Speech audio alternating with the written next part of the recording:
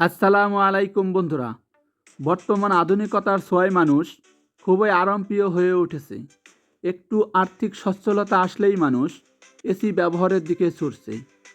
বাহির থেকে ঘরে ঢুকেই আমরা এসি চালু করে দেই, এতে বিদ্যুৎ বিল বেশি চলে আসে।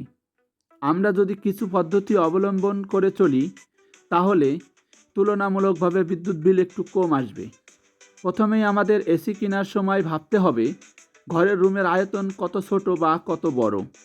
আয়তনের উপর ভিত্তি করে এসি কত টনের কিনব সেটি নির্ধারণ করতে হবে। যদি বড় রুমের জন্য কম টনের এসি কিনেন তখন রুম ঠান্ডা করার জন্য এসির কম্প্রেসার বেশি কাজ করবে, এতে বিদ্যুৎ বিল বেশি আসতে পারে। আমরা যখন এসি লাগাই তখন খেয়াল রাখতে হবে যে স্থানে সূর্যের আলো বেশি পড়ে সেখানে এসির বাইরের লাগানোর ইউনিটটি লাগানো যাবে না। এসির বাইরের ইউনিট রোদের আলোতে গরম হয়ে গেলে কম্প্রেসারের চাপ বেশি পড়বে, তাই রৌদ্রযুক্ত স্থানে পরিহার করতে পারলে বিদ্যুৎ বিল কম আসবে।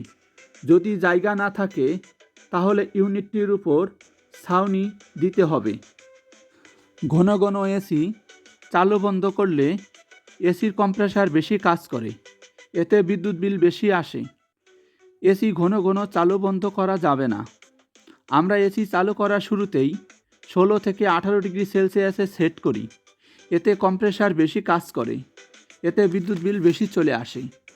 নিয়ম মাফিক এসি সার্ভিসিং করতে হবে। এসির ভিতরের ফিল্টারে প্রচুর ধুলাবালি জমে থাকে, তা পরিষ্কার করতে হবে। অন্তত 2 থেকে 3 মাস পর পর ফিল্টার পরিষ্কার করতে হবে।